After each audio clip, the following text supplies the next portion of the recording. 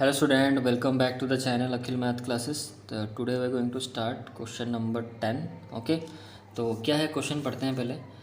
यहाँ पे लिखा है टू पोल्स जो कि सेम डिस्टेंस सेम हाइट के हैं, इक्वल हाइट्स के हैं, ठीक है, standing opposite to each other. तो इतना पढ़ने के बाद आपको तो क्लियर कट समझ में मतलब फिगर आ गया होगा कि भाई दो पोल हैं जिसकी हाइट इक्वल है. तो मैं यहाँ पर जल्दी से एक पोल ड्रॉ कर दे रहा हूँ. यहाँ पर एक मिनट. तो यहाँ मैंने एक पोल ड्रॉ किया, that is A B. Okay, फिर से और एक यहाँ पर उसको बोला है ऑपोजिट में बोला है, तो कोई दिक्कत ही नहीं समझने में. क्वेश्चन इजी है. दो पोल यहाँ पर ग्राउंड पे ही खड़े होंगे ना, तो ग्राउंड ड्रॉ कर लेता हूँ. ओके, यहाँ तक क्लियर है. फिर क्या बोला है, two poles equal heights opposite each other either side on the road. अच्छा, रोड पे खड़ा है. अच्छा, ये रोड है, रोड के इधर खड़ा है, इधर खड़ा है पोल, ठीक है.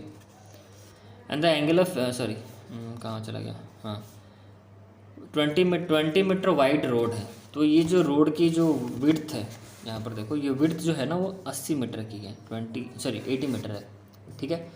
फिर क्या बोल रहे हैं, देखो ध्यान से. फिर सवाल में बोल रहा है कि from A point between them on the road the angle of, उनके अंदर देखो ये दो पोल्स के बीचों बीच, ये जो बीचों बीच रोड है, ये रोड के ऊपर ही कोई एक पॉइंट है. मैंने मान लो ये पॉइंट यहाँ पर दे दिया, between them on the road. तो इस पॉइंट से between them on the road, road के बीचों बीच एक पॉइंट है. उस पॉइंट से एंगल ऑफ एलिवेशन जो है कहाँ का, टॉप ऑफ द पोल्स का, एक का है 60 डिग्री और एक का है 30 डिग्री. तो ये पॉइंट कहीं भी हो सकता है, ऐसा नहीं बीच में किया मैंने, बीच होगा, इधर भी हो सकता है, कहीं भी हो सकता है. बस उस पॉइंट से एक पोल से उसका एंगल ऑफ एलिवेशन कितना बनता है, एक बनता है 60 डिग्री का, और उसी पॉइंट से दूसरे पोल का एंगल ऑफ एलिवेशन और एक का कितना बनता है, और एक का बनता है आपका 30 डिग्री का. क्लियर है. तो हमें पूछ रहा है, क्या पूछ रहा है, find the height of the poles and the distance of the point from the pole. पहले तो दोनों पोल्स के हाइट निकालो. एक का निकालेंगे तो दूसरे का निकल जाएगा, क्योंकि दोनों सेम है.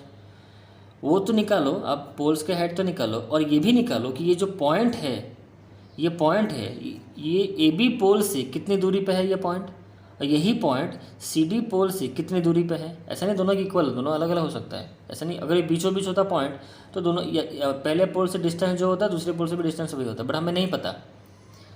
एक्चुअली इक्वल नहीं है वो, हम देखेंगे. पहले हम निकालेंगे ए बी और सी डी पोल्स के हाइट निकालेंगे. दूसरा काम हमारा ये है कि ये पॉइंट ए बी पोल से कितना दूरी पे है और यही पॉइंट सी डी पोल से कितनी दूरी पे है, ठीक है. तो इसका मतलब हम निकाल देंगे कौन सा, यहाँ पे एक पॉइंट ले लो, इसका नाम ले लो ई ले लो, या तो मैंने 80 मीटर लिख दिया, यहाँ पे ई ले लो बच्चों, ठीक है. ये ई पॉइंट है आपका. इसका मतलब हमें निकालना है बी और ई का डिस्टेंस निकालना है और ई डी का डिस्टेंस निकालना है. समझ में आ गया आपको क्या करना है. पहले ए बी का निकालो ताकि ऑटोमेटिक सी डी निकल जाएगा, क्योंकि दोनों सेम है, ठीक. यहाँ पर दे देता हूँ, एक लाइन देता हूँ, दोनों सेम ही है, ठीक है. फिर उसको तो हम बी ई का निकालेंगे, फिर उसके बाद ई डी का निकाल देंगे. बस हमारा काम खत्म. इतना तक क्वेश्चन समझ में आ रहा है आपको. Very good. अब रखते हैं इसको साइड में, बुक को. अब क्वेश्चन को करते हैं हम लोग. ओके, तो ये तो हमारा 90 डिग्री तो बनेगा ही, फिगर में उसको मेंशन जरूर करना है आपको. ओके, तो कैसे करना है ध्यान से देखो. तो पहले मैं क्या करूँगा, ध्यान से समझना. ये जो पहले मैं ए बी निकाल दूंगा, दोनों केस में मैं ए बी और सी डी को निकालूंगा, ठीक है. यहाँ तक क्लियर है. अच्छा, और एक चीज़ मैं आपको बोलना चाहूँगा कि मुझे पता है बी से लेके डी की दूरी कितनी है, 80 मीटर है. तो पहले बी और ई का मुझे नहीं पता, तो किसी को तो आपको लेट लेना पड़ेगा. तो मैंने मान लिया कि बी से लेके ई का जो दूरी है इसको मान लेते हैं एक्स. लेट एज्यूम करते हैं बी से लेके ई की दूरी कितनी है, एक्स है. तो ई से लेके डी की दूरी कितनी हो जाएगी, सिंपल से बात है, 80 माइनस एक्स हो जाएगा. तो टोटल 80 है, इतना एक्स हो गया, तो बचा कितना, 80 से जो घट गया तो चला गया, उतना ही बचा ना, 80 माइनस एक्स. तो ई डी का मेरा वैल्यू कितना हो गया, 80 माइनस एक्स. इतना क्लियर है. ओके, तो पहले काम करते हैं, ये वाला राइट एंगल ट्रायंगल हम यूज़ करते हैं. तो ना आप स्टेटमेंट लिख लेना, इन राइट एंगल ट्रायंगल में कौन सा लेने वाला हूँ, ए बी सी.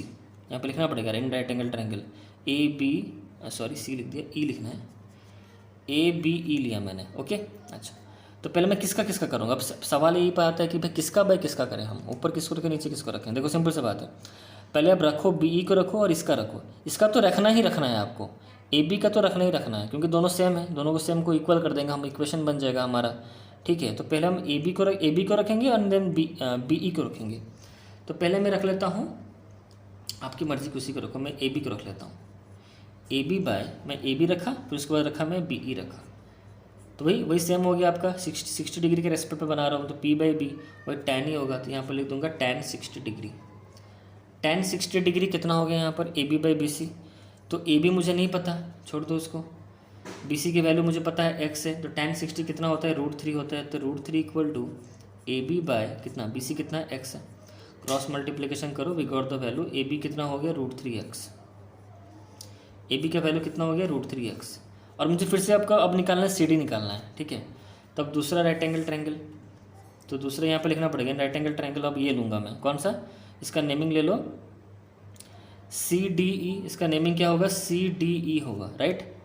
अब वही सेम क्या लिखोगे, पहले हम मुझे वही लिखूँगा CD, देखो मुझे पता है AB और CD सेम है, इसलिए मैं CD को लिख रहा हूँ, इधर भी AB को लिखा है, अब यहाँ पर CD को लिख रहा हूँ, तो CD बाई वही नीचे का ED, ये वाला राइट एंगल ट्रायंगल ले रहा हूँ मैं 30 के रेस्पेक्ट पे, ये P या B होगा, तो वही आपका यहाँ पर आ गया tan 30 डिग्री हो गया आपका यहाँ पर, राइट। tan 30 डिग्री अब कितना होता है, वैल्यू 1/√3 होता है, इक्वल टू CD कितना है मेरा, CD मुझे नहीं पता, छोड़ दो, वैसे रखो। ED कितना है, 80 - x है, क्लियर है। क्रॉस मल्टीप्लिकेशन कर दो, तो CD multiply with √3 equal to 80 - x, that implies CD का वैल्यू यहाँ पर कितना हो जाएगा, 80 - x बाई √3। इतना तक क्लियर हो गया आपका, यहाँ तक कोई इशू नहीं।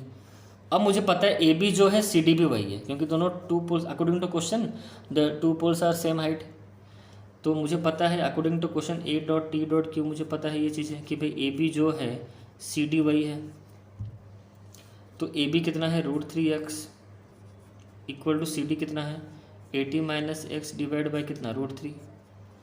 क्लियर हो गया, यहाँ पर क्रॉस मल्टीप्लिकेशन कर दो, तो √3x मल्टीप्लाई √3 कितना हो जाएगा आपका, 3x हो जाएगा, 3x इक्वल टू 80 - x, तो यहाँ पर 3x हो, ये x इधर आ गया तो प्लस x इक्वल टू 80, इसका मतलब 4x इक्वल टू 80 हो गया, तो x की वैल्यू यहाँ पर कितना हो जाएगा, 80 divide by 4, that is x की वैल्यू यहाँ पर हो गया 20। बस क्वेश्चन बन गया, x की वैल्यू यहाँ पर हो गई 20।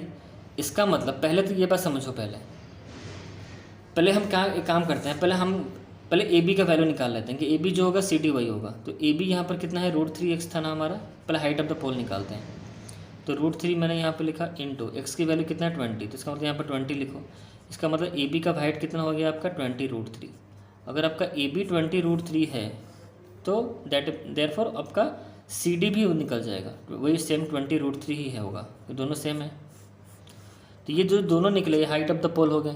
फिर हमसे पूछा नहीं था कि भाई E पॉइंट जो है वो AB पोल से कितने डिस्टेंस पे है, तो BE का वैल्यू निकाल दो, तो BE का वैल्यू आपको ऑलरेडी पता है, BE हमारा क्या है, x है, तो we already know the value of x, BE equal to हमारा 20 मीटर है। इसका मतलब पहला जो पोल है, और ये जो पॉइंट है AB पोल से कितने दूरी पे है, 20 मीटर की दूरी पे है।